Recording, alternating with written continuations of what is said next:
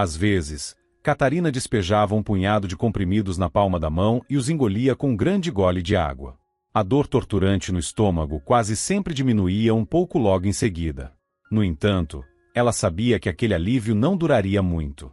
Desde a morte do pai, a úlcera, que inexplicavelmente não se curava e que estava adormecida durante o último ano da doença dele, havia voltado com força total. Os médicos não eram nada otimistas, e no fundo, Catarina já começava a se preparar para o pior. Carlos Almeida, seu pai, faleceu há 2 semanas em um acidente em uma obra. Ele trabalhava no ramo da construção civil e decidiu, pessoalmente, verificar o andamento dos trabalhos em um dos canteiros que lhe pertenciam. A tragédia aconteceu de forma repentina. Ele subiu em uma das plataformas para observar a instalação das janelas, quando uma das lajes de concreto se soltou do guindaste e despencou sobre ele. Carlos Almeida morreu na hora, junto com o mestre de obras e 2 funcionários responsáveis pela instalação. Foi uma tragédia não apenas para a família de Catarina, mas para toda a empresa. O empresário era muito respeitado entre os colegas por sua integridade e dedicação. Graças a ele, haviam sido construídos diversos conjuntos residenciais modernos, além de 3 escolas e uma clínica municipal novinha. Se você soubesse, pai, como sinto sua falta, como tudo está difícil sem você, murmurou Catarina, suspirando enquanto tocava, com cuidado, a foto emoldurada com faixa de luto. Você partiu tão cedo, e ainda tinha tanto por fazer. Ela sentiu as lágrimas escorrerem pelas bochechas. Havia apenas um consolo. Agora, enfim, ele estava com a mãe. Ela morreu quando Catarina tinha apenas 6 anos. Desde então, foi o pai quem cuidou de sua criação. Sim, havia também a avó materna. Catarina era muito apegada a ambos e acreditava que foi graças ao pai e à avó que se tornou a pessoa que era hoje. Infelizmente, a avó também faleceu há alguns anos. Agora, o único parente próximo que restava era o marido, Fabrício. Catarina o amava e acreditava que ele conseguiria dar continuidade ao trabalho do pai, enquanto ela mesma cuidava de uma divisão separada dentro da empresa, voltada à produção de material gráfico. Fabrício e Catarina tinham a mesma idade. Ambos haviam completado 36 anos no início do ano. Apesar de estarem casados havia cerca de 5 anos, ainda não tinham filhos. Os riscos associados à gravidez e ao possível aborto espontâneo, segundo os médicos, eram altos demais. Ela preferia não pensar nos seus problemas de saúde, ainda mais agora que, ultimamente, vinha conseguindo controlar a doença com certo sucesso. Contudo, logo após receber a notícia da morte do pai, era como se alguém tivesse apertado um gatilho dentro do corpo dela, sugando todas as forças da pobre mulher. Em poucos dias, Catarina emagreceu 5 quilos, seu rosto ficou abatido, e ela passou a ter dificuldades para caminhar. Por isso, foi forçada a passar a maior parte do tempo deitada na cama. A única esperança que restava era Fabrício. O marido trabalhava havia alguns anos na empresa do sogro como um dos principais executivos e tinha grande experiência na condução de negócios cruciais para a empresa da família. Catarina esperava que o marido conseguisse assumir o comando da empresa e salvar a construtora. Não se preocupe, dizia ele, segurando a mão da esposa enquanto ela tentava se recuperar de mais uma crise de dor.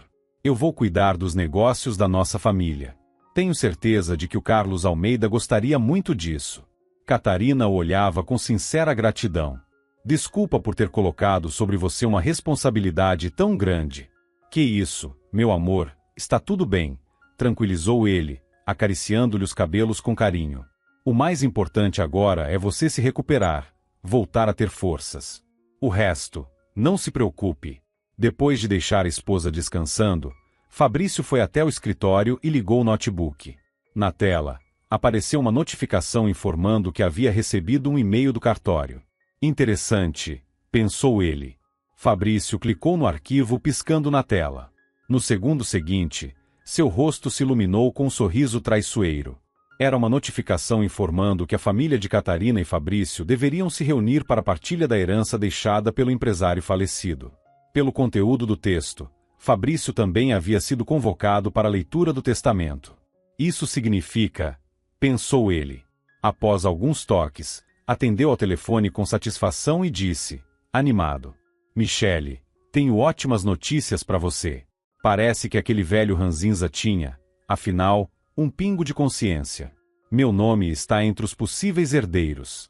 Então prepara o champanhe, porque hoje à noite eu passo aí. Michelle era secretária no escritório dele, mas logo o relacionamento entre os dois havia deixado de ser apenas profissional. A garota completou 27 anos no mês anterior e estava mais do que satisfeita com a situação. Era jovem, bonita e tinha plena certeza de que, mais cedo ou mais tarde, Fabrício se livraria da esposa velha, e ela tomaria o lugar dela com prazer. Michelle sonhava com uma vida luxuosa e sem preocupações, e Fabrício se encaixava perfeitamente nas suas ambições financeiras. Fabrício, por sua vez, sabia administrar muito bem esse relacionamento clandestino. Eles se viam há quase 6 meses, e durante todo esse tempo Catarina jamais desconfiou da infidelidade do marido. O jovem executivo sabia disfarçar com habilidade, alternando-se entre o lar e a amante, usando como desculpa urgentes viagens de negócios e reuniões importantes. Fabrício costumava ficar até tarde no escritório ou dizia que precisava visitar as obras praticamente dia e noite. Catarina, fragilizada por seu estado de saúde, tendia a confiar no marido, já que ele se tornou seu único apoio nesses dias difíceis. Assim, Fabrício passava tempo com a esposa mais por obrigação do que por vontade, sem esquecer de demonstrar uma preocupação aparentemente sincera com a condição dela. Todo seu verdadeiro entusiasmo e paixão, no entanto, ele direcionava com fervor e excitação para Michelle, que retribuía com o mesmo entusiasmo. Fabrício não tinha pudor em admitir para si mesmo que sentia um forte alívio, até alegria, com a morte do sogro. Durante a vida, ele e Carlos Almeida não se davam muito bem. O empresário nunca aprovou a escolha da filha. Embora mantivesse o genro na empresa e ainda por cima em um cargo de chefia, sabia perfeitamente quem ele era de verdade. Carlos Almeida nunca gostou de Fabrício, e chegou a dizer isso abertamente para Catarina, pedindo que ela olhasse com mais atenção para o marido. Pense bem, minha filha. Será que você não fez uma escolha errada? Dizia o empresário. Temos tantos homens dignos trabalhando na empresa. Você nunca ficará sozinha se decidir se separar desse sujeito. Mas Catarina, cega de amor pelo marido e encantada com o que julgava ser cuidado e carinho, sempre ignorava os conselhos do pai. Ah, deixa disso, pai. Isso é só ciúme de pai. Dizia ela com um sorriso. O Fabrício é um homem maravilhoso. Com ele, eu me sinto tão feliz, como nunca me senti antes. Carlos Almeida apenas balançava a cabeça e soltava um suspiro pesado. Sabia que seu respeito dentro da família e a autoridade como pai não seriam suficientes para afastar Fabrício da vida da filha, mesmo que bastasse uma simples suspeita de traição ou algo parecido para que ele agisse. Ainda assim, o empresário enxergava com clareza os apetites extravagantes do genro. Mas, após a morte repentina do sogro, Fabrício se sentiu finalmente livre da coleira e se lançou de vez à vida desregrada. Além de Michelle e do gosto crescente por bebidas caras, Fabrício desenvolveu, discretamente, um vício em jogos online. Passou a perder somas consideráveis em cassinos virtuais, o que logo afundou em uma montanha de dívidas. Ele escondia esses vícios cuidadosamente tanto da esposa quanto da amante. No entanto, sabia muito bem que, se não resolvesse aquela situação em breve, as consequências poderiam ser catastróficas. Agora, Fabrício entendia que, se recebesse sua parte da herança, conseguiria em pouco tempo quitar todas as dívidas. Depois disso, o jovem executivo planejava viver uma vida de luxo, ao lado, é claro, de Michelle. Quanto a Catarina, ele esperava que, até lá, sua esposa legítima já tivesse seguido o caminho do pai, livrando assim do incômodo processo de divórcio. Fabrício queria evitar ao máximo uma situação em que teria que dividir com a esposa o considerável patrimônio do casal. Ele planejava levar uma vida confortável, sustentado pelos bens e valores que herdaria automaticamente com a morte de Catarina, e não via nada de errado nisso. Naquele mesmo dia, levou Michelle com ele ao banco responsável pela execução dos trâmites da herança. Ele não mencionou nada a Catarina sobre a carta recebida. O endereço de e-mail cadastrado junto ao cartório era o dele, justamente para ser o primeiro a saber o que herdaria do sogro falecido. A caminho do banco, Fabrício já se imaginava dono de uma casa à beira de um mar azul turquesa, aprendendo a jogar golfe, um passatempo comum entre os ricos. Imerso em sonhos sobre um futuro brilhante, ele e a amante seguiram diretamente para a sala do gerente.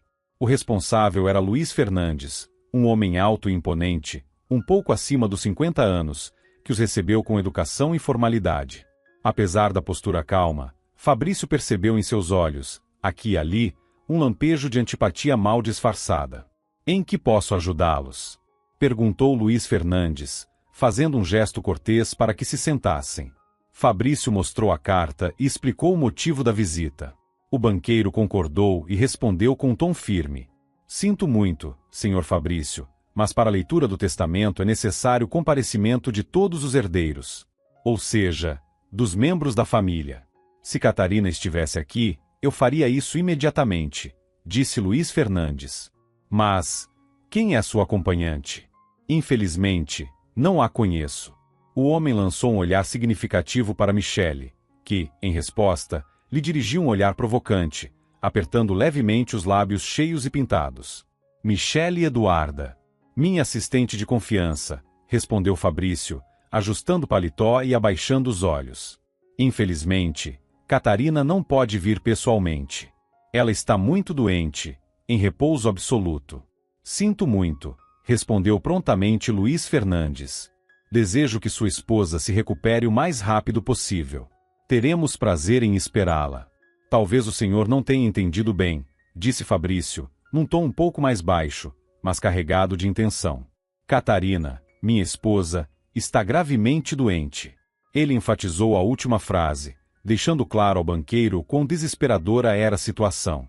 "Na verdade, não tenho certeza se ela conseguirá sair de casa tão cedo. O estado dela é, para dizer o mínimo, crítico." No rosto de Fabrício surgiu uma expressão de séria tristeza, e Luiz Fernandes cerrou os dentes, pensando no que deveria fazer. Ao mesmo tempo, o gerente percebeu o modo descarado com que a acompanhante dele, Michele, tentava seduzi-lo com o olhar. Ela claramente se esforçava para encantá-lo, e assim, incliná-lo a tomar uma decisão favorável. "Se o senhor pudesse ler o testamento hoje mesmo", continuou Fabrício, "eu contaria à minha esposa que o pai dela não a abandonou nesse momento tão difícil.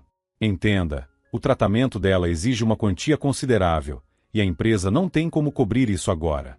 Além disso", interrompeu Michele de repente, "poderíamos lhe oferecer uma gratificação bastante generosa pela agilidade no processo.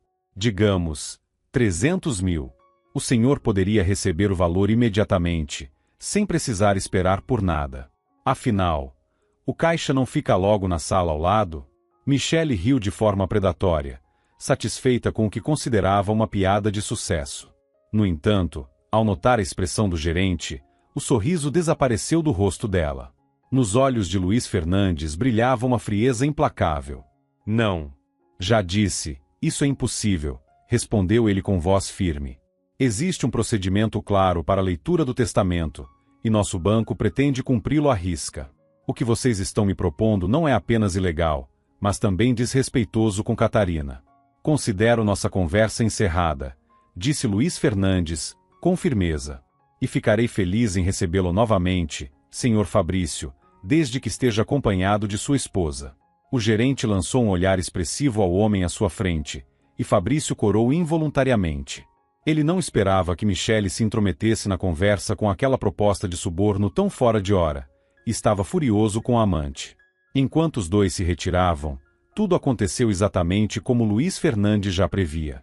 Após a elaboração do testamento, Carlos Almeida havia deixado instruções claras. O fato é que ele e o banqueiro eram amigos de longa data, e Luiz já conhecia bem a relação conturbada entre o sogro e o genro irresponsável. Com receio de que o futuro da filha fosse colocado em risco pelas mãos gananciosas do marido, Carlos deixou previamente orientações detalhadas sobre como proceder com o testamento no caso de sua morte. Luiz Fernandes havia prometido ao amigo que seguiria tudo à risca, e agora não pretendia recuar em nenhum ponto. A caminho de casa, Fabrício refletia sobre o que fazer dali em diante. Sabia que, por ora, não conseguiria se livrar da esposa. Mas também não iria matá-la, certo? O homem estremeceu com o pensamento. Ainda assim, ele mantinha a esperança de que o estado debilitado de Catarina fosse suficiente para causar em Luiz Fernandes uma impressão de pena.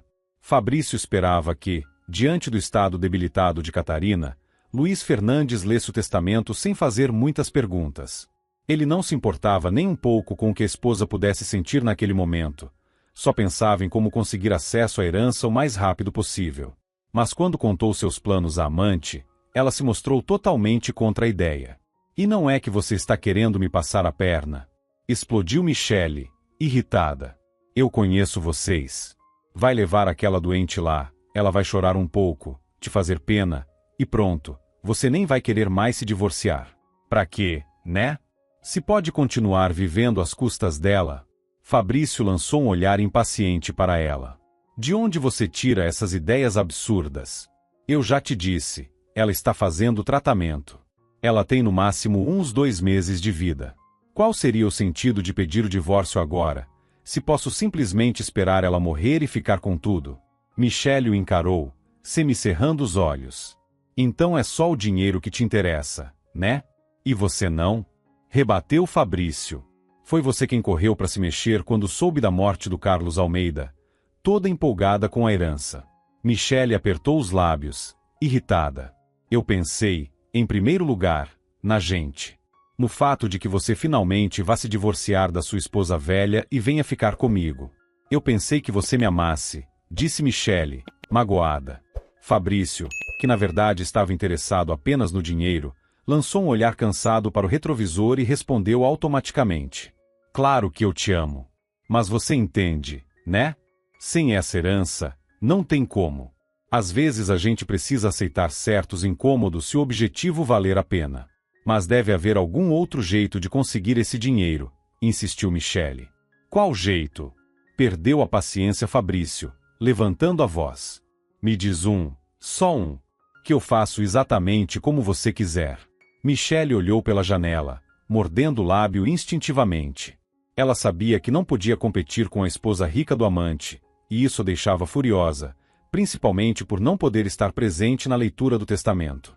Ela queria ver com os próprios olhos que seu amado receberia uma boa parte da herança da família, e claro, que dividiria com ela.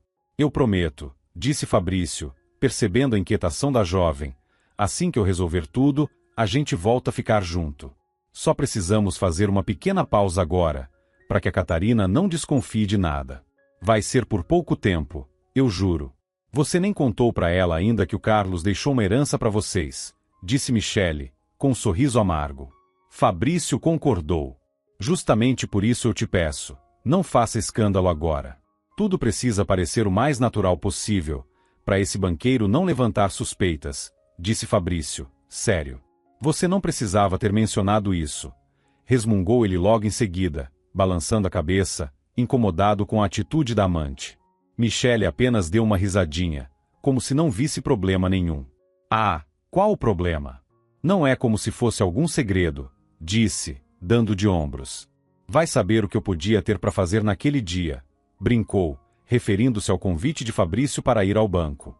Fabrício bufou, irritado com o tom dela, mas não respondeu. Estava cansado e com a cabeça cheia, pensando no que viria pela frente. Depois de deixá-la na porta de casa, ele seguiu para a própria residência. Agora precisava se concentrar no próximo passo, preparar Catarina para a notícia de que teria que comparecer à leitura do testamento. Catarina, ainda imersa no luto pela perda do pai e enfrentando sérios problemas de saúde, havia se desligado de tudo. Por isso, quando o marido lhe contou, naquela noite, que no dia seguinte precisariam ir juntos ao banco para a leitura de um documento, ela se mostrou um pouco surpresa. Meu Deus, eu tinha esquecido completamente disso. Espera, disse, subitamente lembrando, e quando foi que você soube disso? Não me lembro de o cartório ter ligado. Eles não ligaram, respondeu Fabrício, com naturalidade. Devem estar com algum problema na linha. O advogado enviou o comunicado por e-mail. Só para você? Perguntou Catarina, espantada. Estranho. Normalmente, essas coisas chegam primeiro aos parentes mais próximos. Não esquenta com isso, apressou-se em desconversar Fabrício. O importante é que seu pai pensou em você, não esqueceu. Amanhã a gente vai lá descobrir exatamente o que ele te deixou. Enquanto o marido falava sobre dinheiro, Catarina não pôde deixar de notar como os olhos dele brilhavam de empolgação. Ela ainda não conseguia entender como Fabrício tinha sido o primeiro a receber a notificação. Catarina se lembrou das advertências do pai sobre as verdadeiras intenções do marido. Mas, mesmo assim, não queria acreditar que Fabrício estivesse de olho no dinheiro dos outros. Na manhã seguinte, ao chegarem ao saguão do banco, Catarina e Fabrício avistaram imediatamente Luiz Fernandes. Catarina estava visivelmente fraca e abatida, e o gerente, ao vê-la naquele estado, sentiu sincera compaixão pela filha de seu velho amigo. Ele se apressou em ajudá-la a subir os degraus, acompanhando o casal com gentileza até seu gabinete. Lá, ofereceu um copo de água a Catarina e a acomodou cuidadosamente em uma poltrona macia. "Vamos direto ao assunto?" pediu Fabrício, impaciente, largando com força sua pasta de couro sobre a mesa. "Um momento, por favor", respondeu Luiz Fernandes, lançando um olhar fulminante ao genro de seu falecido amigo. Em seguida, retirou-se para a sala ao lado. Alguns minutos depois, Luiz Fernandes retornou com o envelope do testamento em mãos. Abriu o documento solene e leu em voz alta. "Todos os ativos financeiros e valores em dinheiro, estando eu em pleno juízo saúde mental, deixo ao Fundo Beneficente Astro, especializado em assistência a crianças órfãs. A quantia será dividida igualmente entre 3 orfanatos da região." "Como assim?" engasgou-se Fabrício. "Mas que absurdo é esse? Que história é essa de orfanato? E a gente? E a Catarina? Como ela pode não ter ficado com nada?" Ele nem sequer mencionou sua própria decepção, embora estivesse furioso. "Trabalhei anos para aquele velho pão duro. E essa é a gratidão dele?" gritou, fora de si, com os olhos brilhando de raiva e ganância. Luiz Fernandes, mantendo a calma, respondeu com firmeza: "Senhor Fabrício, compreendo sua surpresa. Mas lembre-se de que estamos na Inglaterra. E pelas leis do nosso país, uma pessoa tem liberdade total para dispor de seus bens como desejar em testamento, inclusive deixando tudo para instituições de caridade. Carlos Almeida estava em plena posse de suas faculdades mentais quando assinou esse documento. Portanto, ele é absolutamente válido." "Não é possível!" exclamou Fabrício. "Não pode ser que o Carlos não tenha deixado nada para a própria filha." Luiz Fernandes reagiu com tranquilidade à explosão e apenas desviou o olhar, voltando-se em silêncio para Catarina. Ela permanecia sentada na poltrona, vermelha como um tomate maduro. Nunca tinha sentido tanta vergonha. Jamais imaginou que seu marido fosse causar uma cena tão vergonhosa. No fundo, embora estivesse um pouco surpresa com a decisão do pai de deixar tudo para crianças carentes, Catarina até se alegrou por saber que nenhum centavo iria parar nas mãos de Fabrício. Nesse ponto, ela percebeu que o pai havia acertado em cheio. Além disso, a fortuna dele dificilmente lhe traria algum consolo emocional. O pai não voltaria, não importava o quanto herdasse. E aquelas crianças pobres, sim, precisavam muito mais da ajuda. E ainda havia o negócio da família, afinal. "Por favor, pare com isso", pediu Catarina, tomada pela vergonha. "Olha como você está se comportando. Qualquer dinheiro pode ser conquistado com trabalho. No fim das contas, nós temos meios para isso." Ela respirou fundo e completou: "Não desrespeite a vontade do meu pai." Fabrício virou-se e lançou um olhar fulminante à esposa. Mas, no momento em que abriu a boca para dizer algo ofensivo, foi interrompido por Luiz Fernandes. "Esta foi apenas a primeira parte do testamento do nosso estimado Carlos Almeida." O marido de Catarina se virou lentamente para o gerente, como se estivesse em câmera lenta. Um leve sorriso despontou em seus lábios. "Sério?" murmurou, enfiando as mãos nos bolsos. "E por que o senhor não falou isso antes?" disse Fabrício, tirando as mãos dos bolsos. "E o que tem nessa segunda parte, afinal?" Catarina olhava de um para o outro, sem entender nada, ora para o marido, ora para o gerente do banco. Finalmente, Luiz Fernandes retirou lentamente um segundo envelope da pasta. Rasgou o lacre e leu em voz alta: "A minha amada filha, deixo como herança a antiga propriedade de família em Everton Hall. A casa e todas as terras ao redor passam a ser de sua inteira posse." Catarina não conseguiu acreditar no que ouviu. Será que era mesmo a casa onde cresceu? Ela sempre achou que o pai havia vendido aquele terreno com a casa há muitos anos. E agora descobriu que tudo aquilo ainda existia, e pertencia a ela. "Ah, claro!" rosnou Fabrício, tomado pela fúria. Aquele velho pão duro deixou só uma espelunca para a filha? A raiva o consumia. Aquilo estava longe do que ele esperava herdar do sogro. E o pior, Não havia mais nada que pudesse fazer para mudar a situação. E para quê, então, me colocaram como herdeiro, se eu não recebia absolutamente nada? Protestou, fora de si. Nada. Luiz Fernandes apenas deu de ombros. Está tudo conforme o desejo do Sr. Carlos Almeida, respondeu. Claro, agora tudo faz sentido, murmurou Fabrício, entre os dentes. O senhor estava do lado daquele velho o tempo todo, disse em tom baixo, mas alto o suficiente para que Luiz Fernandes escutasse. Luiz Fernandes mal conseguiu conter um sorriso, então logo voltou sua atenção para Catarina, que estava visivelmente abalada. Não se preocupe, disse ele com delicadeza, a casa está em seu nome. Pode usá-la como quiser. Catarina assentiu, ainda digerindo tudo aquilo. Em pensamento, ela se viu de volta à infância. Lembrou-se bem da antiga casa e de como o rio prateava ao entardecer, bem na margem onde ficava a propriedade de Everton Hall. Ao redor, havia uma floresta deslumbrante, e o céu daquela região, ao anoitecer, ficava sempre coberto de estrelas. Talvez seja até melhor assim, disse ela ao marido. Neste momento, com tão pouca energia, talvez o contato com a natureza e o ar puro me ajudem, nem que seja só um pouco. Fabrício a observou com atenção, e naquele instante, um novo plano, tão ardiloso quanto os anteriores, surgiu em sua mente. Claro, querida, respondeu ele com falsa doçura. Vamos até lá neste fim de semana. Tomara que, ao menos nisso, seu pai não tenha nos enganado, e que a casa esteja em boas condições para morarmos. Pode te fazer bem. O olhar que Luiz Fernandes lançou ao casal refletia uma preocupação genuína com Catarina. Infelizmente, o gerente não teve tempo de adverti-la para tomar cuidado com o marido. Fabrício foi rápido em conduzi-la para fora do escritório assim que percebeu que não receberia nada do testamento. Agora que o testamento havia sido lido e não havia mais esperanças de herança, Fabrício decidiu agir por outros meios.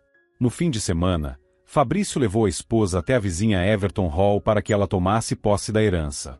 A paisagem que se descortinou diante deles era realmente deslumbrante. O leito largo do rio serpenteava entre colinas verdes, criando uma atmosfera quase mágica. As árvores altas ao redor do terreno pareciam querer tocar o céu, e suas copas balançavam suavemente ao menor sopro do vento. Dava até a impressão de que estavam saudando os visitantes. Aqui até que é bonito mesmo, disse Fabrício, puxando uma das malas. No verão, dá para ficar aqui numa boa. Agora, no outono, e principalmente no inverno. Ele lançou um olhar pensativo para a grande casa de 2 andares. Embora já tivesse algumas décadas, tudo ali havia sido feito com muito capricho. No térreo, havia uma varanda envidraçada que se abria para uma sala de estar aconchegante. No andar de cima, 4 quartos, um banheiro e uma sala que lembrava uma antiga biblioteca. Catarina se lembrou de que, de fato, aquele cômodo guardava livros quando ela era criança. Mas, pelo visto, eles haviam sido descartados há muito tempo, já que a propriedade ficou desocupada por anos. Vai se instalando, disse o marido, num tom forçadamente amigável. Você vai voltar para a cidade? Estranhou Catarina, hesitante. Mas você disse que ia ficar comigo pelo menos no primeiro dia.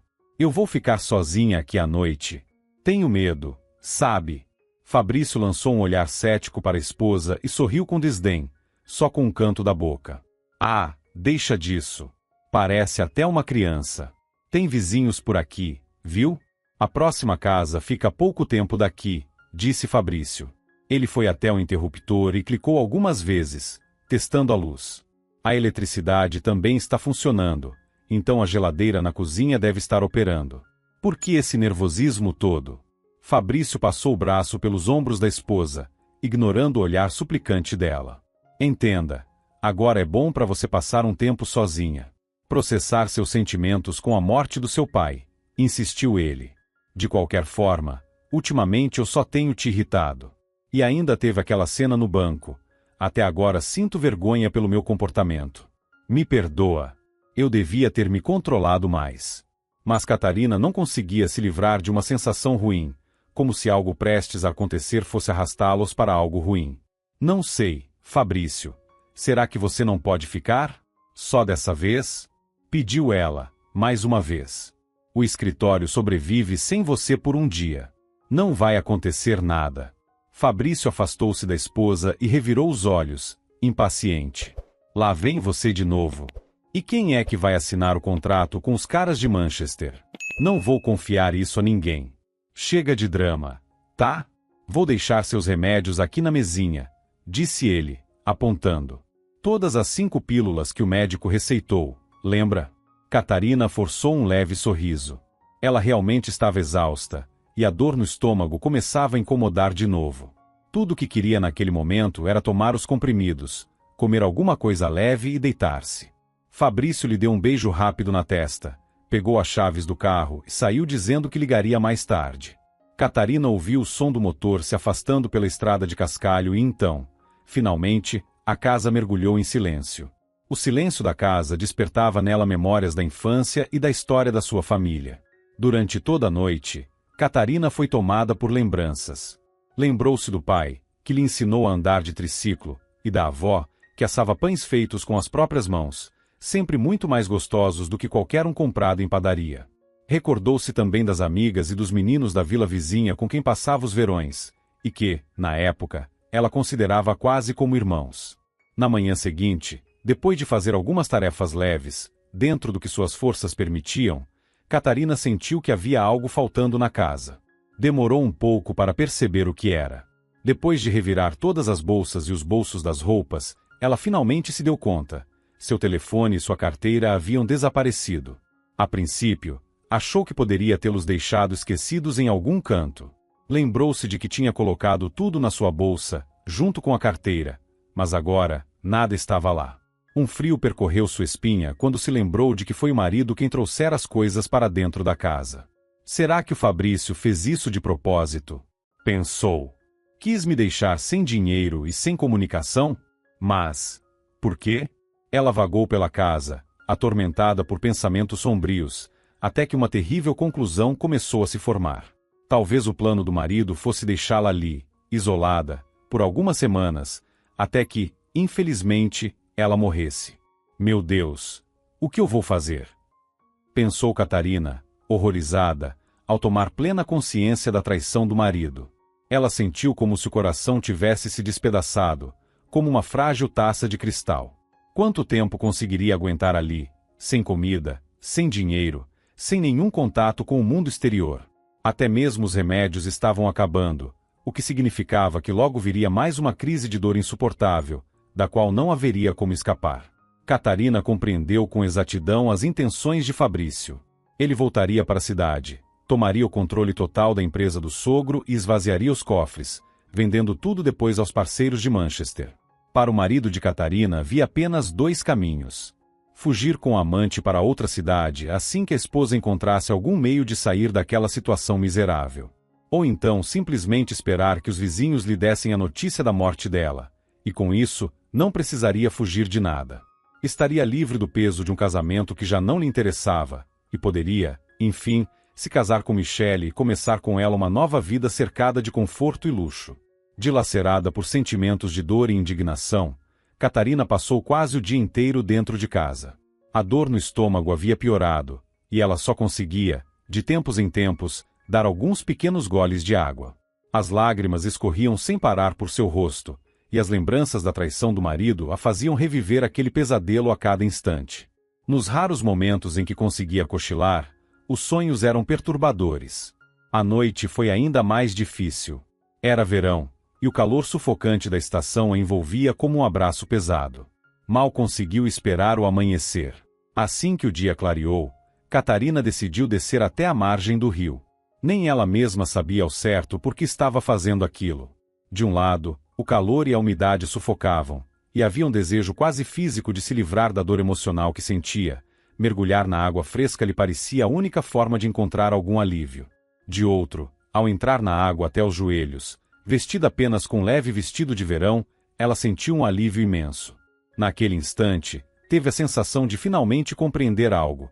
Não havia mais por que resistir ao inevitável. Ela enxergou com clareza uma escolha: morrer lentamente, em agonia, ou simplesmente mergulhar de cabeça naquela água limpa e nunca mais voltar à tona. A cada segundo, aquele pensamento se tornava mais sedutor. Com os braços abertos como asas, Catarina continuou avançando, passo a passo, afundando lentamente no rio. Aproximando-se do seu triste fim, Catarina ouviu, de repente, uma voz infantil atrás de si. Ei, moça! Aqui não é bom para nadar, não. A correnteza é forte e a água é bem fria. Parece rasa só por cima. Surpresa, ela se virou devagar em direção à voz e viu, a cerca de 30 metros da margem, um menino pequeno, de uns 10 anos. Ele estava sentado na beira do rio, de camiseta e bermuda, com uma vara de pescar na mão. Pelo visto, tinha ido até ali pescar, e Catarina, imersa em seus próprios pensamentos, nem havia notado sua presença. Obrigada por me avisar. Eu já estou saindo, disse ela, apressando-se em voltar para a margem. Catarina caiu sentada na areia úmida, com o coração disparado no peito. Só de pensar que quase se afogou na frente de uma criança, aquilo a fez estremecer. Tinha quase provocado um trauma no menino. Repreendendo-se por sua própria estupidez, ela olhou novamente para o garoto. Havia algo muito claro e puro em seu olhar. Quando percebeu que a mulher não pretendia voltar para a água, o menino ficou satisfeito e voltou a se concentrar na pescaria. Você mora longe daqui? Perguntou Catarina, enquanto tentava esquentar os pés gelados com as mãos. Não é perto, não, respondeu ele, curto. Eu moro com meu avô, lá na colmeia mais distante. Dá uns 3 quilômetros daqui. Ele começou a enxergar mal, quase não sai mais de casa. Tivemos que vender o terreno com as caixas de abelhas. Foi uma pena. Mas fazer o quê? Suspirou o menino, profundamente. Catarina olhou para ele com compaixão sincera. Então seu avô praticamente não enxerga nada? E isso faz tempo? Já faz uns 2 anos que ele quase perdeu a visão, confirmou o garoto com um aceno. Mas ele tem outro tipo de visão, especial. Ele olhou para Catarina, e por algum motivo, sorriu de forma enigmática. Como assim? Perguntou ela, curiosa. O menino puxou com agilidade o balde de plástico que estava ao seu lado e pescou algo lá dentro. Só depois respondeu. No dia a dia, eu sou os olhos e os ouvidos do meu avô. Vou de bicicleta até a cidade comprar comida, conto para ele sobre as pessoas, falo das novidades. Pego peixe para o nosso jantar, ou frutas no mato. Ele voltou a encarar Catarina com um olhar atento, depois continuou. Mas meu avô tem uns dons diferentes. Para o que ele faz, não precisa de olhos. Ele enxerga com as mãos. Sente as pessoas. E pode ajudá-las. Ele é curandeiro, e bem conhecido por aqui. Tem gente que vem de toda parte da região. Às vezes chegam em carros grandes e caros. Catarina mal conseguiu conter um sorriso. Nunca acreditou nessas histórias de curandeiros e poderes especiais. Para ela, tudo isso sempre pareceu fantasia. Ou, nesse caso, lendas de interior. O garoto, observando sua expressão, pareceu ler seus pensamentos e disse com gentileza. A senhora também não veio aqui por acaso, né? Aconteceu alguma coisa com você? Catarina congelou, sem conseguir responder. Mas o menino continuou, com simplicidade. Vai lá em casa hoje à noite. Eu conto pro meu avô sobre você. Quem sabe ele não pode te ajudar. Pode até tentar te curar. Catarina olhou para ele com um sorriso triste. Você diz que ele cura as pessoas. Mas por que não consegue se curar? Todo mundo pergunta isso, respondeu o menino, balançando a cabeça. Ele queria poder se curar. Mas o problema na visão dele veio porque tinha que vir. O vô diz que é o preço que paga pelo dom que tem. Catarina não soube o que responder. Não quis decepcionar o garoto, que, no fim das contas, acabou de salvar sua vida. Por isso, prometeu que iria visitá-los em breve. Ao se despedir, o menino explicou direitinho como chegar até a casa onde morava com o avô. Espera aí, nós nem nos apresentamos ainda. Eu sou Samuel, respondeu o menino com um sorriso. Prazer em te conhecer, Samuel, disse ela, estendendo a mão. Eu me chamo Catarina. Samuel assentiu com a cabeça e apertou a mão dela. Pode ir lá em casa sem medo. Eu acho que o meu avô pode te ajudar, falou com convicção. Com essas palavras, o garoto pegou seu baldinho com os peixes e foi embora pela estrada, assobiando uma música animada enquanto caminhava sem pressa. Catarina ficou muito tempo pensando na proposta, dividida entre seu ceticismo e uma esperança frágil de cura, uma esperança que ela queria muito alimentar, mas que também a assustava. Pensou que, se tudo aquilo não passasse de charlatanismo, o menino e o avô não teriam como tirar nada dela mesmo. No dia seguinte, Catarina decidiu seguir o caminho que Samuel havia indicado. Para sua surpresa, Salomão Costa morava em um simpático chalé de 2 andares, pequeno, mas bastante acolhedor. Ao lado da casa, havia um anexo simples onde o idoso preparava seus remédios caseiros. Salomão aparentava ter cerca de 70 anos. De fato, quase não enxergava e por isso usava óculos escuros especiais. Mas estava sempre acompanhado por Samuel, que ajudava o avô em tudo que envolvia a rotina da casa. O que posso te dizer com certeza, Catarina, disse Salomão, com voz firme, é que a sua situação não é nem de longe um caso sem esperança, disse Salomão Costa, após examiná-la. Quase cego, ele apalpou com atenção e sensibilidade a região do estômago e do fígado de Catarina. Depois, passou as mãos sobre o corpo dela, sem tocá-lo diretamente, como se estivesse sentindo algo no ar ao redor. Só então deu seu diagnóstico final. Pena que os médicos não pensem assim, disse Catarina, triste, afastando os olhos. É que você dá atenção demais para eles, respondeu o curandeiro, enxugando as mãos com uma toalha. O seu caso está longe de ser o pior que já vi. Eu posso ajudar. Mas tem um problema, estou sem assistente. Alguém que prepare o remédio conforme minhas instruções. Hoje em dia é difícil encontrar um bom conhecedor de ervas. Dá para contar nos dedos de uma mão, e aqui no interior, então, nem se fala. Catarina, embora achasse reconfortante ouvir que ainda havia chance de se curar, não conseguia acreditar completamente. Ainda assim, estava grata pela atenção e cuidado do homem. Para ser sincera, eu não entendo nada disso, confessou ela.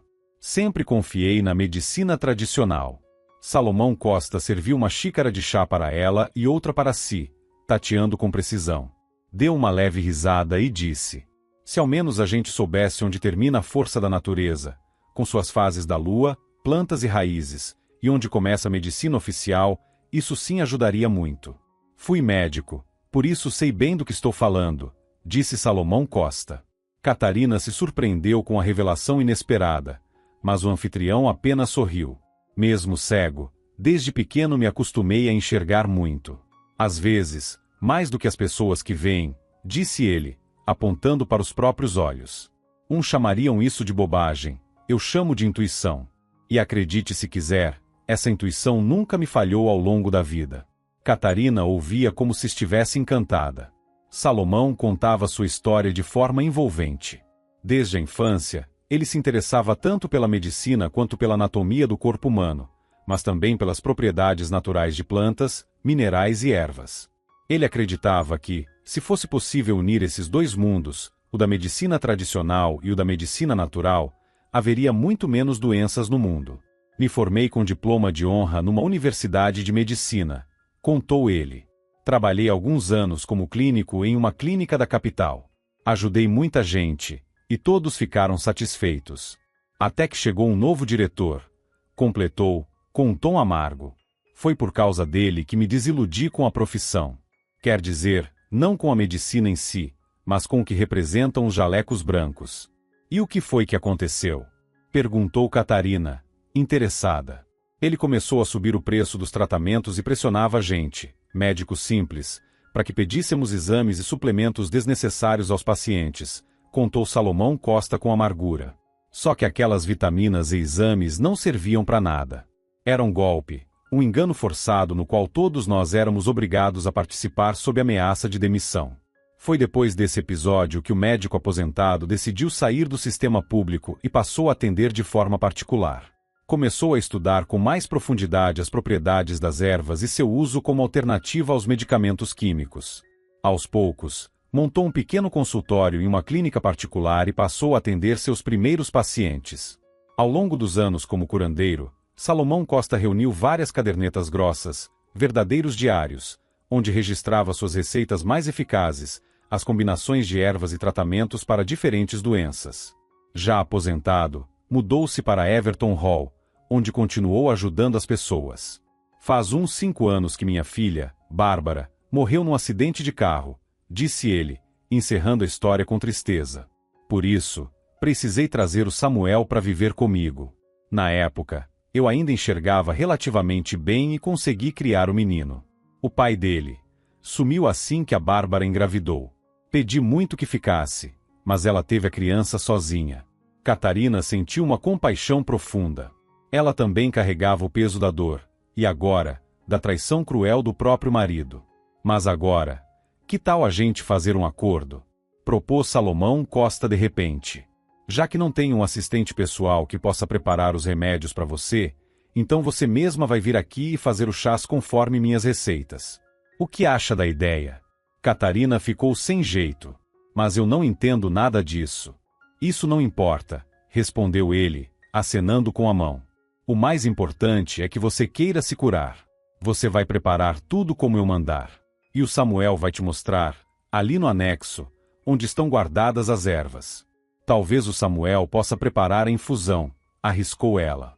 Ele ainda é pequeno, respondeu Salomão, balançando a cabeça. Pode errar nas proporções, e eu não teria como conferir. Você é mulher, é esposa. As mulheres sentem essas coisas. Sabem quanto usar, mesmo sem medir.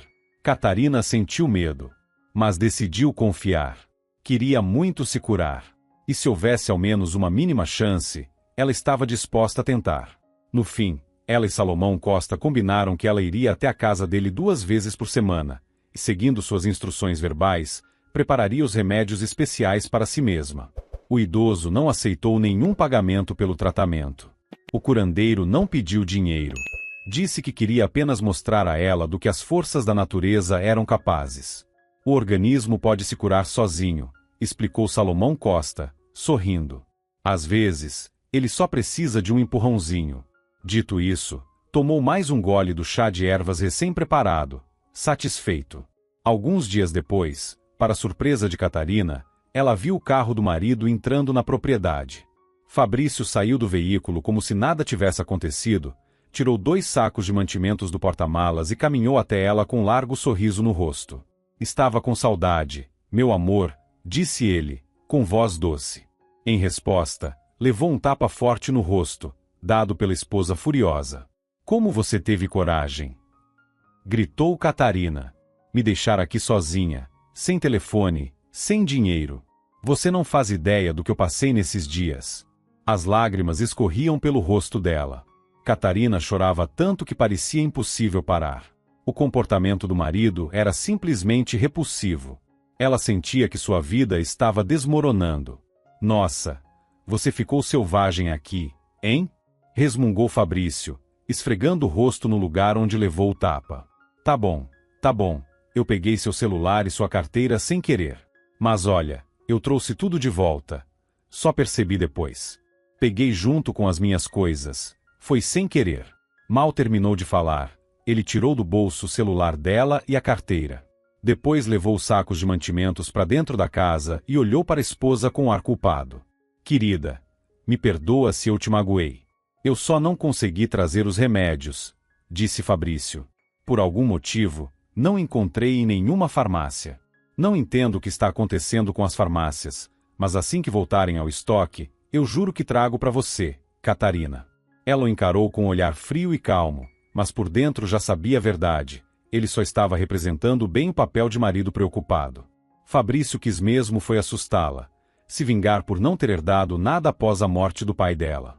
E agora ainda tinha a audácia de aparecer diante dela e dizer que estava arrependido? Vá embora, disse Catarina, num tom firme, segurando o estômago, que voltou a doer. Não quero mais te ver.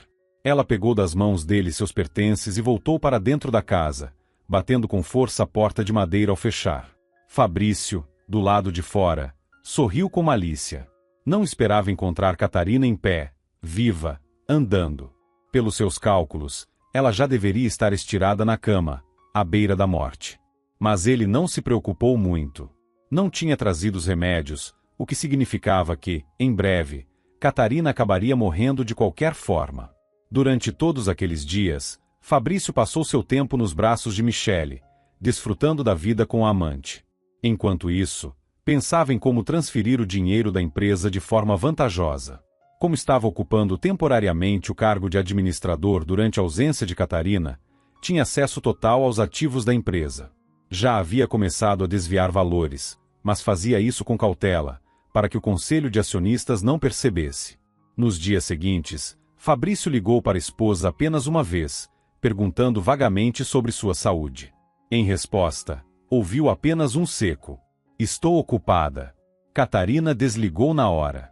Ele nem imaginava que, naquele momento, ela já estava preparando seu primeiro chá medicinal sob a orientação cuidadosa do curandeiro. Quando a infusão ficou pronta, Catarina tomou a primeira dose com esperança, embora ainda desconfiada. Salomão Costa, sorrindo com gentileza, comentou: "Esse foi só o primeiro dos 4 preparados que você precisa tomar. Assim que terminar o tratamento, vai sentir as forças voltando. Depois disso, vá até o hospital e faça os exames. Aí você mesma vai ver que eu estava certo." Quando Catarina contou a Salomão em qual hospital vinha se tratando, ele franziu a testa, visivelmente incomodado. "Já ouvi falar. Tem médico lá que se vende fácil. Por dinheiro, eles inventam qualquer diagnóstico. A sua doença tem outras raízes. Esse diagnóstico que te deram está claramente errado. Tente se consultar em outro hospital. Vai ser melhor", aconselhou ele. De volta à propriedade, Catarina não conseguia parar de pensar nas palavras de Salomão Costa. Agora que enxergava claramente o verdadeiro caráter do marido, era bem possível que ele tivesse feito de tudo para assustá-la com a doença. Talvez seu caso nem fosse tão grave assim. Mas Fabrício forçou os médicos a lhe darem um diagnóstico terrível. E a partir daí, ela mesma havia começado a se entregar, com medo, fragilizada, e, com os remédios errados, só piorou meu estado, pensou Catarina, sentindo a raiva crescer no peito. "Fabrício, seu canalha", murmurou com raiva. Naquele momento, ela estava furiosa não só com as circunstâncias, mas principalmente com o próprio marido. "Mas você ainda vai ver", sussurrou, cerrando os punhos. "Eu vou te dar uma lição que você não vai esquecer." Nos próximos 1 mês e meio, mesmo com dificuldade, Catarina continuou firme. Ia regularmente até a casa do velho curandeiro, preparava os chás conforme a receita exata e os tomava como indicado. Sentia que, pouco a pouco, sua força voltava. Conseguiu voltar a comer, e em pouco tempo sua aparência já era bem melhor do que quando havia chegado à propriedade. Fabrício ligou mais algumas vezes nesse período, mas nas 2 vezes em que Catarina atendeu, respondeu que estava tudo bem. Fez questão de manter a voz fraca, para que o marido não desconfiasse de sua recuperação. Felizmente, com o tempo, ela conseguiu sair de casa sozinha e passou a pegar o ônibus até a cidade. Lá, comprava mantimentos e realizava exames em uma clínica completamente diferente daquela que o marido havia indicado antes. Quando o tratamento com chás chegou ao fim, os médicos da nova clínica constataram sua recuperação total. Foi considerado um verdadeiro fenômeno para o meio médico local. Os médicos repetiam, incrédulos: "Isso não é possível. Um caso tão grave, tratado com ervas." Pois Catarina sempre foi honesta e admitia que havia recorrido à medicina alternativa, e que isso, literalmente, salvou sua vida. Ela se sentia imensamente feliz por finalmente estar inteira, sem dor, e livre da depressão que a perseguia constantemente. Seu caso chamou a atenção especial de um jovem médico recém-transferido para o hospital de Everton Hall, vindo diretamente de um centro médico em Londres para reforçar a equipe. Curioso com os resultados, o médico pediu permissão a Catarina para ir até a vila e conhecer pessoalmente o curandeiro cujos chás haviam feito aquele verdadeiro milagre. "Acho que isso pode ser possível, mas só se o próprio Salomão Costa permitir", respondeu Catarina com firmeza. Ela respeitava profundamente a vida e os limites do curandeiro.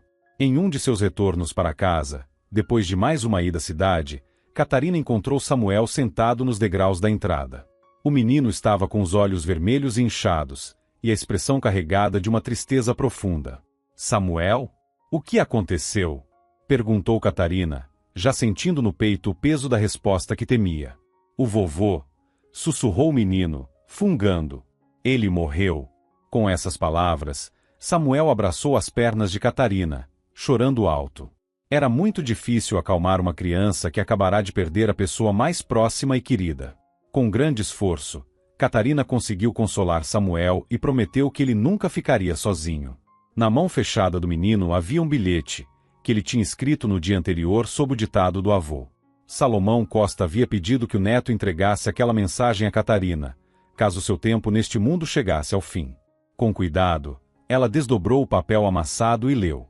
Querida Catarina, como você já percebeu, eu não estou mais neste mundo. Samuel ficou sozinho diante da vida, e eu só posso ter esperança de que o destino será, ao menos em parte, generoso com ele. Você é digna da sua cura, pois sua alma, mesmo ferida, é pura e suportou muitas provações. Peço apenas uma coisa: cuide dele. E tudo em que consigo pensar, mesmo estando do outro lado, é que você não será indiferente a esse pedido. Adeus, minha querida Catarina. E obrigado por tudo. Catarina apertou o bilhete junto ao peito, emocionada com as palavras do velho curandeiro. Ele não precisava pedir nada. Ela já havia decidido adotar Samuel. Depois de organizar o funeral e acompanhar Salomão Costa até seu último descanso, Catarina começou a pensar na documentação necessária para a adoção.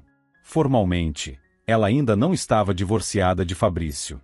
E se o juizado de menores exigisse o consentimento dele? Será que Fabrício permitiria assim, tão fácil? Além disso, Fabrício ainda não sabia que ela havia se curado completamente, e Catarina queria fazer disso uma verdadeira surpresa. Ao mesmo tempo, a atenção dela começou a se voltar cada vez mais para o médico Valério, aquele mesmo doutor que demonstrou interesse pelas ervas. Valério ficou muito abalado ao saber da morte de Salomão Costa. Com Catarina, no entanto, comportou-se com extrema gentileza e admiração, reconhecendo a força que ela demonstrou para recuperar a saúde. A simpatia que Valério demonstrava era reconfortante, e Catarina aceitou sair com ele. Logo, surgiu uma amizade leve e agradável entre os dois, e não demorou para que ela o convidasse a visitar a antiga casa do avô de Samuel. Assim você vai ver como trabalham os verdadeiros profissionais, brincou ela, fazendo referência ao fato de que Salomão confiava mais no poder das ervas e minerais naturais do que na medicina tradicional. Valério ficou empolgadíssimo com o convite. Agradeceu com um grande buquê de rosas lilazes, e depois, pediu permissão para fotografar alguns dos materiais deixados pelo curandeiro. Catarina não desconfiava de nada. Mas quando Valério foi até a vila para visitá-la, Samuel, que já morava com ela, percebeu imediatamente que havia algo estranho naquele médico da cidade.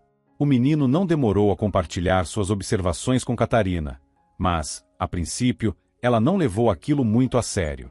Tia Catarina, disse ele, é como se ele estivesse fuçando tudo, feito um ladrão mesmo. E se o que ele quer são os cadernos do vovô Salomão? Você contou para ele a respeito deles, lembra? Samuel, por favor, sossega, tentou tranquilizá-lo Catarina. Eu entendo que o Valério é um estranho para você, mas nós somos amigos. Tenho certeza de que, com o tempo, você também vai se dar bem com ele. E se ele analisa tudo com tanto cuidado, é porque é cientista, meu querido. Cientistas sempre têm esse olhar curioso. Mas o menino permaneceu firme. Ele te enfeitiçou com aquele buquê, isso sim. Tá fazendo você perder a cabeça. Então, pelo menos faz o seguinte, testa ele. Mostra um dos cadernos do vovô. Aí você vai ver como ele vai reagir.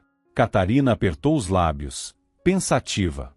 Ela, de fato, já havia comentado com Valério sobre os escritos de Salomão Costa, e na ocasião notou algo estranho no olhar dele, como se, por um instante, ele tivesse se desligado da realidade. Tudo aquilo fazia sentido porque, de fato, Valério só havia se aproximado de Catarina por causa dos cadernos. O médico planejava roubar os registros de Salomão Costa para depois vendê-los, pelo maior valor possível, a empresas farmacêuticas estrangeiras. Por favor, Catarina, insistiu Valério, me deixa pelo menos dar uma olhadinha nesses cadernos. Você me falou tanto sobre eles, e até agora eu nunca vi nada. Para ser sincero, já estou começando a achar que essas receitas são invenção da cabeça de um velho. Foi aí que Catarina começou a desconfiar de que Samuel talvez não estivesse tão errado assim. Então ela decidiu testar o médico. Pediu ao menino que buscasse os verdadeiros cadernos de Salomão Costa, e em seguida fez cópias detalhadas deles. A única diferença é que, nas receitas apresentadas nas cópias, ela alterou alguns ingredientes, retirando ou acrescentando elementos por conta própria. Depois, ela e Samuel passaram uma noite inteira envelhecendo artificialmente as cópias, até que ficassem com a aparência das originais. Quando tudo ficou pronto, Catarina anunciou com solenidade que estava disposta a mostrar os cadernos ao médico. No mesmo instante, viu nos olhos de Valério aquele mesmo brilho ganancioso que já tinha visto nos olhos de Fabrício, quando ele descobriu que poderia receber uma herança do pai dela. Naquele momento, Catarina teve certeza de que estava fazendo a coisa certa.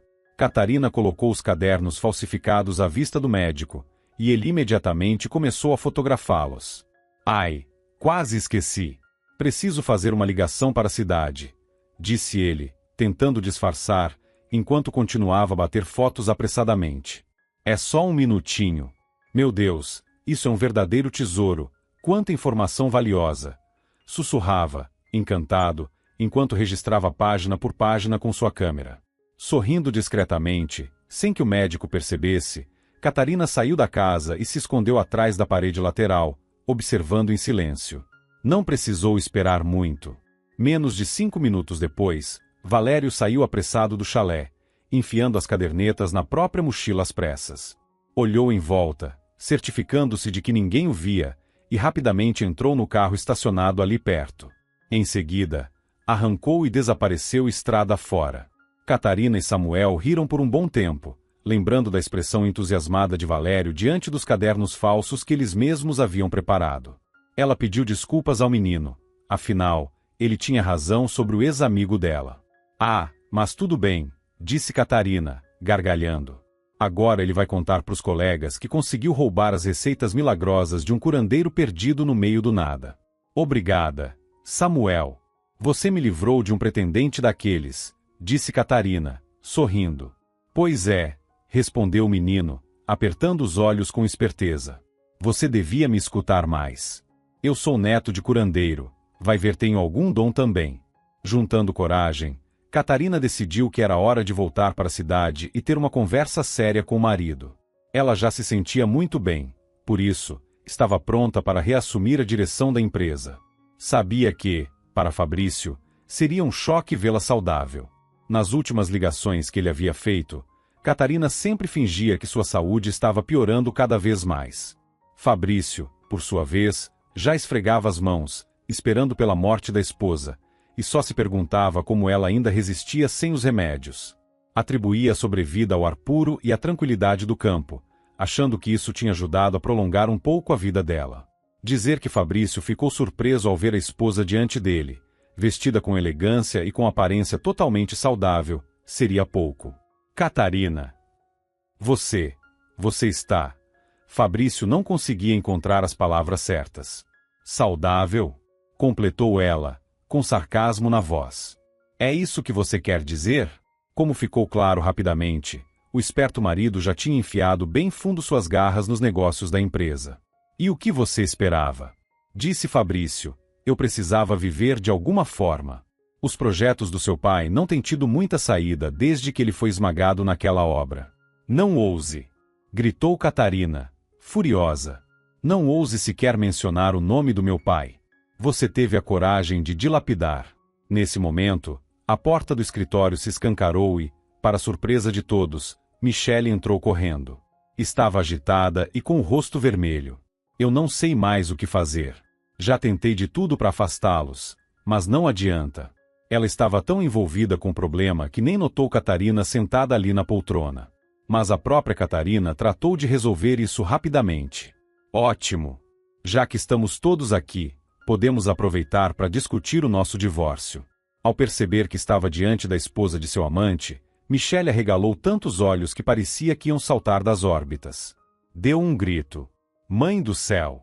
Michele saiu correndo do escritório, em completo desespero, deixando Fabrício atordoado, sem saber como reagir.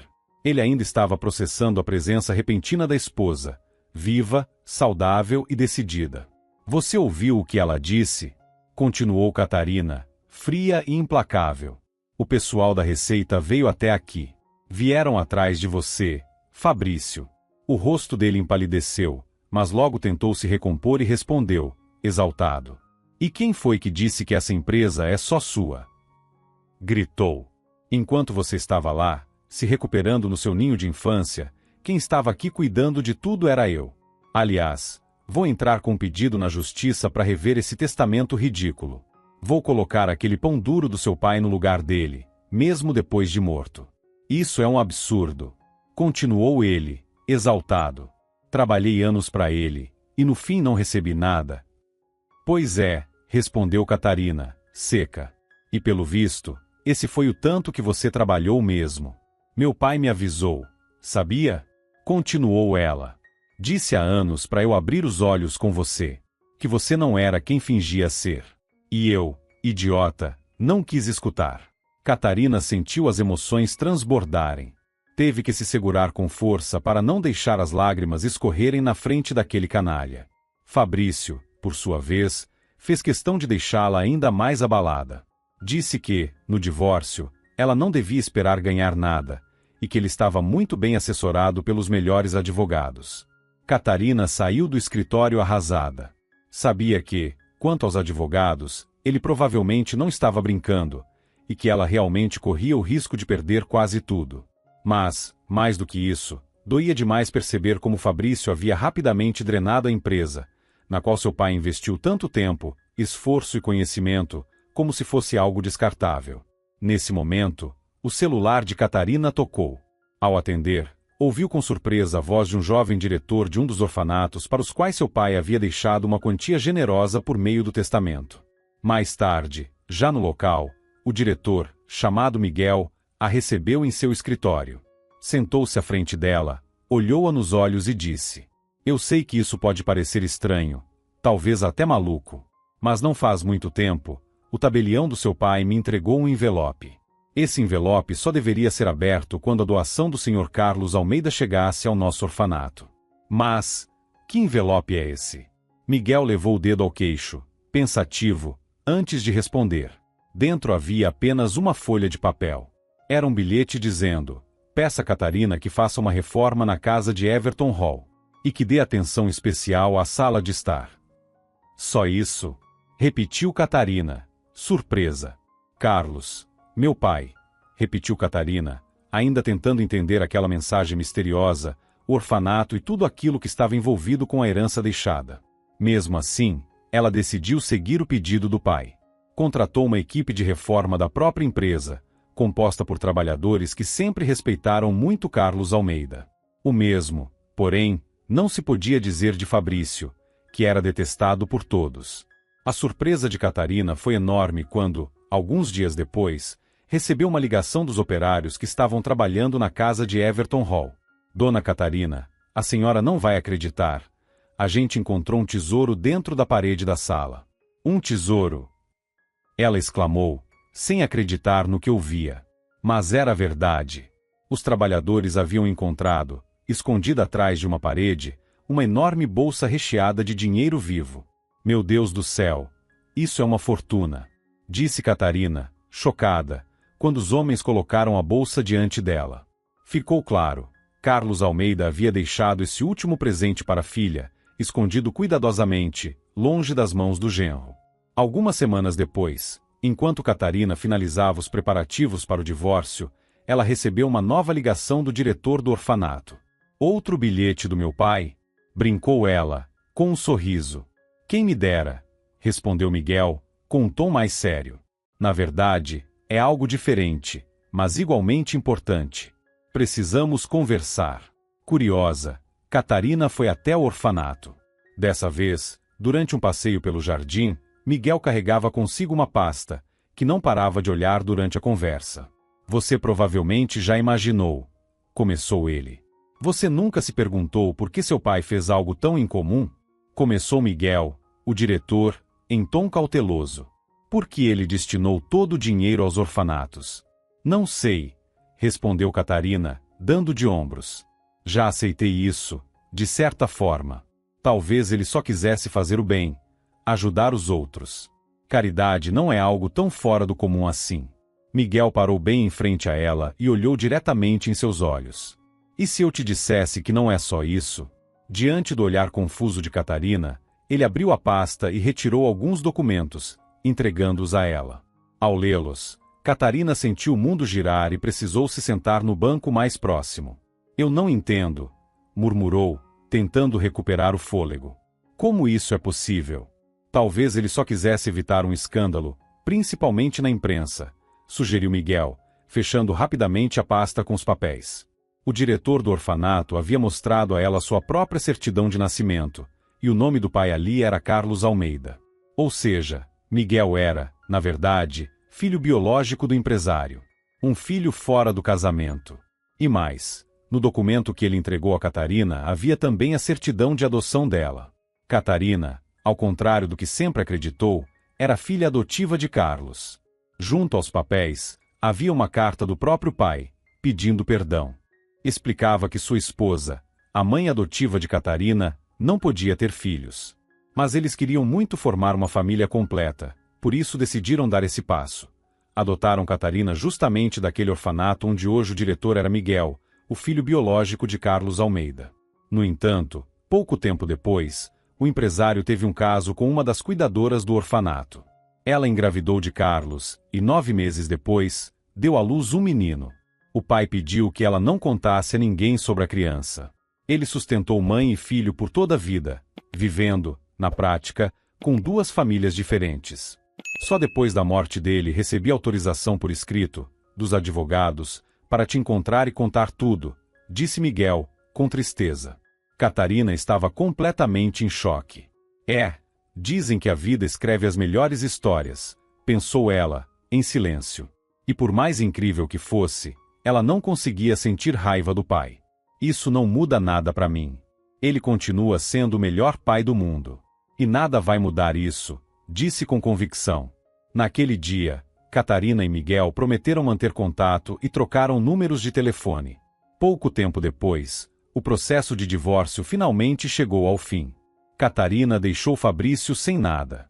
Para sua surpresa, o juiz ficou do lado dela.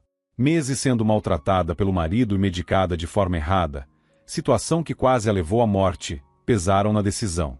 O juiz determinou que todos os bens, incluindo a empresa, permanecessem com Catarina, além de impor uma multa considerável a Fabrício e exigir o pagamento de uma indenização. Após o divórcio, Catarina manteve contato com Miguel. Ele se mostrou um homem honesto, íntegro, exatamente o tipo de pessoa com quem ela sempre sonhara. Miguel também nutria sentimentos por Catarina, e, alguns meses depois, o relacionamento dos dois se transformou em algo mais profundo. O casal começou a namorar, e meio ano depois, oficializou a união. Ao mesmo tempo, iniciaram o processo de adoção de Samuel. Com tudo resolvido, papéis, herança, empresa, eles se dedicaram à restauração da antiga propriedade da família em Everton Hall. Foi ali que Samuel voltou a crescer em um lar de verdade, com pais que se amavam e o amavam com sinceridade. E que também prometeram a ele, em breve, teria um irmãozinho ou irmãzinha. Obrigado por acompanhar até o fim. Se você gostou da história, não esqueça de apoiar com um curtir. É só um clique para você, mas faz toda a diferença para mim. Muito obrigado.